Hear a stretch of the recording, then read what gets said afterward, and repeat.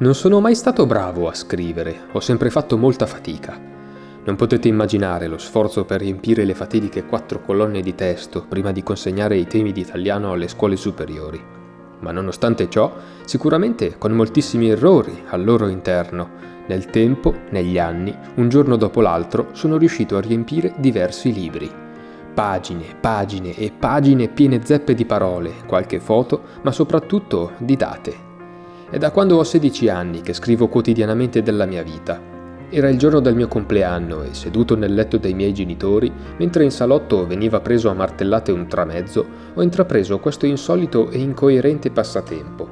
Un po' per gioco, un po' per sfida, ho acceso il mio piccolo computer della scuola, ho creato una cartella con il simbolo rosso del divieto e su un file di Word ho iniziato a descrivere chi ero. Ai tempi volevo rimanesse un segreto ed erano pochi i momenti a disposizione per poterlo fare senza farmi vedere, ma dal 2018 ho iniziato a raccontare di me e della mia storia battendo le dita sul cellulare. Prima di addormentarmi, di nascosto sotto le coperte, scrivevo giornalmente di quel che mi accadeva durante la giornata. Nulla di sentimentale, facevo questo, facevo quello, ho incontrato tal persona. Mi facevo trascinare poco dalle emozioni dei miei stati d'animo, non ero proprio capace.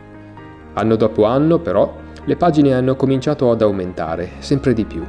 E sempre più hanno iniziato a spogliarsi di tutti quei dettagli un po' superficiali, lasciando spazio ai sentimenti e passando dal descrivere chi ero a chi volevo diventare.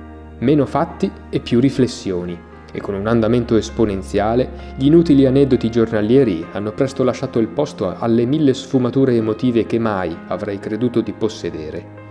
Sono già passati più di 10 anni ormai dalla mia prima pagina di diario e mi capita spesso di ringraziare il Patrizio sedicenne che si è preso la briga di raccontare a se stesso ciò che di fatto già sapeva o che pensava di sapere.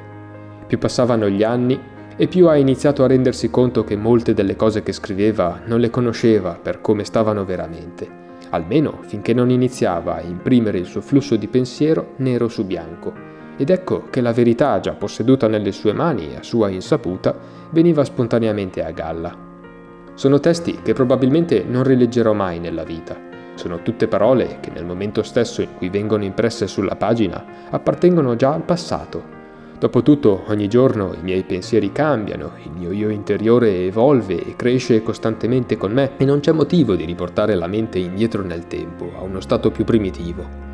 E la ragione per cui puntualmente descrivo di quel che mi succede, di come mi sento a riguardo, dei miei timori per il futuro, di ciò che voglio diventare, è semplicemente per mettere ordine a fine giornata ai pensieri impazziti che rimbalzano alla cieca nella nebbia che ho nella testa e per svegliarmi l'indomani mattina con una nuova pagina bianca da poter riempire a cielo sereno, con il cuore più leggero.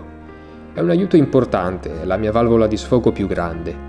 È diventato quasi un mio bisogno primario e percepisco un vuoto quando chiudo gli occhi nel letto senza averci prima messo mano. Il mio diario è come un migliore amico sempre al mio fianco, 24 ore su 24, 7 giorni su 7, 365 giorni all'anno, sempre pronto ad ascoltare, senza mai giudicare. E ha spesso rappresentato una zattera di salvataggio perché più di una volta si è dimostrato fondamentale nell'accompagnarmi al di fuori di alte maree e oceani in tempesta. E ogni volta che il mare ritorna ad essere piatto, mi dà forza sapere che l'aiuto più grande deriva proprio dalla capacità di domare i pensieri, di plasmarli a mio vantaggio, di trarre beneficio semplicemente scrivendo, vestendo perciò i panni dello psicologo di me stesso. Scrivere mi fa stare bene, mi fa stare meglio, mi permette di rallentare, di fermarmi un attimo e di osservare ogni singolo pensiero, di analizzarlo, di leggerne tutte le sfaccettature, anche le più nascoste. E a ogni punto e a capo sento di essere diventato già una versione migliore di me, dotandomi sempre di più di un potere dalla forza inestimabile, la consapevolezza. Quanto amo questa parola, sento proprio la necessità di raccontare, di raccontarmi, forse anche per dimostrare a me stesso che tutti i miei sforzi non sono vani e che la mia vita un valore ce l'ha. Il Patrizio 26enne che sono ora è anche grazie a tutto questo lavoro di fiducia e di autostima che negli anni sto costruendo sulle mie spalle.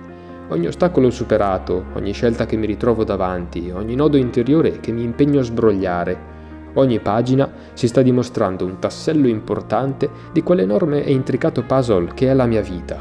Un puzzle di 1 miliardo di pezzi, di cui ad oggi sento di aver completato solamente la cornice. Chissà ancora quante pagine dovrò riempire prima di poter godere appieno della meravigliosa immagine che sta nel mezzo. Quanti colori, quanti dettagli che ancora non riesco a percepire.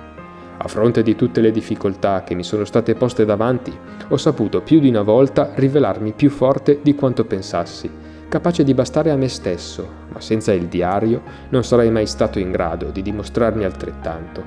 Un ostacolo dopo l'altro, attorno a me, si è creata una sorta di armatura che mi protegge, che mi sostiene durante le mie battaglie e che è lì, sempre pronta da indossare ogni qualvolta vengo lanciato in pasto alla vita là fuori, in una nuova e personalissima sfida. Ma all'interno di quella forte e consistente corazza risiede nascosto e invisibile ai più qualcosa di fragile che, visto da dentro, sembra davvero impossibile da frantumare.